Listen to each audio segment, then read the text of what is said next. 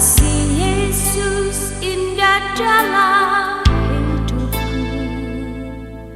menghiasi hati dan jiwaku. Ku tak dapat hidup tanpa kasih-Mu Tuhan. Pegang tanganku sepanjang jalanku. Kasih Yesus indah dalam hidupku, menghiasi hati dan jiwaku. Ku tak dapat hidup tanpa kasih. Salam jumpa saudara-saudariku yang dikasihi Tuhan. Semoga kita semua hari ini dalam keadaan sehat walafiat. Kita berjumpa kembali dalam renungan harian Santapan Jiwaku. Dan hari ini kita semua diundang untuk merenungkan firman Tuhan dari Injil Matius bab 13 ayat 47 sampai 53. Marilah kita mendengarkan firman Tuhan dan kita boleh merenungkannya di dalam kehidupan kita masing-masing. Inilah Injil Yesus Kristus menurut Matius. Sekali peristiwa Yesus bersabda kepada orang banyak, "Hal kerajaan surga itu seumpama pukat yang dilabuhkan di laut, lalu mengumpulkan berbagai jenis ikan. Setelah penuh pukat itu ditarik orang ke pantai. Lalu mereka duduk dan dipilihlah ikan-ikan itu. Ikan yang baik dikumpulkan ke dalam pasu, yang buruk dibuang. Demikianlah juga pada akhir zaman. Malaikat-malaikat akan datang memisahkan orang jahat dari orang benar. Yang jahat lalu mereka campakkan ke dalam dapur api. Di sana ada ratapan dan kertak gigi. Mengertikah kalian akan segala hal ini?" Orang-orang menjawab, "Ya, kami mengerti." Maka bersabdalah Yesus kepada mereka, "Karena itu setiap ahli Taurat yang menerima pelajaran hal kerajaan Allah seumpama seorang tuan rumah yang mengeluarkan harta yang baru dan yang lama dari perbendaharanya." Setelah selesai menyampaikan perumpamaan itu, Yesus pergi dari sana. Demikianlah Injil Tuhan. Saudara-saudari, hari ini kita kembali merenungkan perumpamaan tentang pukat yang dilabuhkan ke laut. Kita semua pernah melihat pukat. Pukat digunakan untuk menangkap ikan. Dan tentu pukat tidak pernah mengetahui jenis-jenis ikan seperti apa, seberapa besar dan seberapa kecil.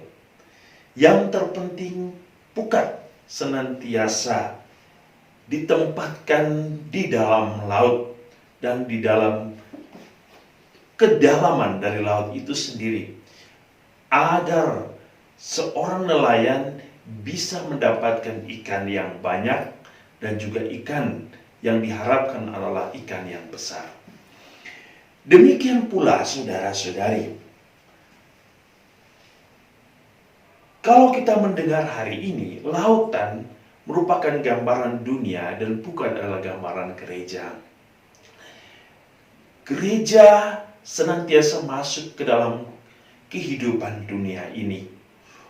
Bagaikan pukat yang menjaring semua manusia dengan segala jenis, beda suku, beda negara, beda warna kulit, beda bentuk muka, beda karakter, dan segala jenis-jenis manusia masuk dan ditangkap oleh jaring itu.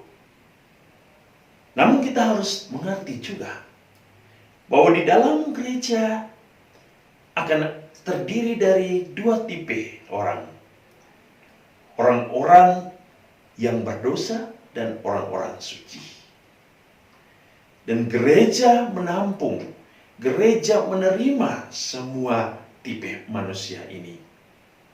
Dan gereja mempunyai satu tujuan, agar semua orang bersatu di dalam Allah, baik yang suci maupun yang berdosa. Yang berdosa gereja senantiasa menghadirkan sakramen keselamatan agar setiap orang mengalami pembaharuan di dalam Roh Allah.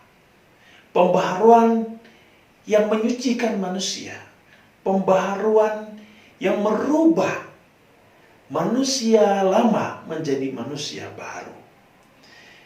Bukan yang kita dengar hari ini merupakan gambaran gereja yang siap menerima siapapun untuk datang kepadanya. Namun tentu di dalam perjalanan atau ziarah hidup ada yang setia, ada yang tidak setia. Yang setia akan dikumpulkan sebagai orang-orang benar, namun yang tidak setia akan dipisahkan sebagai orang-orang jahat. Orang-orang benar akan masuk ke dalam kebahagiaan kerajaan surga, namun orang-orang jahat mereka dicampakkan ke dalam dapur api di mana ada ratapan dan keretakan gigi. Perumpamaan hari ini memanggil kita untuk senantiasa memahami rencana Allah di dalam kehidupan kita. Bahwa Allah ingin setiap orang diselamatkan. Allah ingin kita benar-benar merasakan betapa indahnya kasih Allah di dalam hidup kita. Namun Allah juga memberikan kebebasan kepada pilihan hidup kita untuk menerima atau menolak, untuk bersamanya atau tidak bersamanya. Tuhan memberikan kebebasan, tetapi Tuhan juga mengharapkan agar kebebasan itu dipergunakan sebaik-baiknya untuk keselamatan manusia. Saudara-saudari, apa pilihanmu? Apa pilihan kita dalam hidup ini? Keselamatan abadi atau hanyalah kepuasan duniawi yang menghancurkan? Tuhan telah memberikan kita jawaban bahwa hanya orang-orang benar yang layak dan masuk ke dalam kehidupan kekal. Namun orang-orang yang tidak setia, orang-orang yang tidak taat, orang-orang yang tidak ingin bertahan di dalam kebenaran ilahi Allah, mereka akan dipisahkan dan dicampakkan di dalam kehancuran.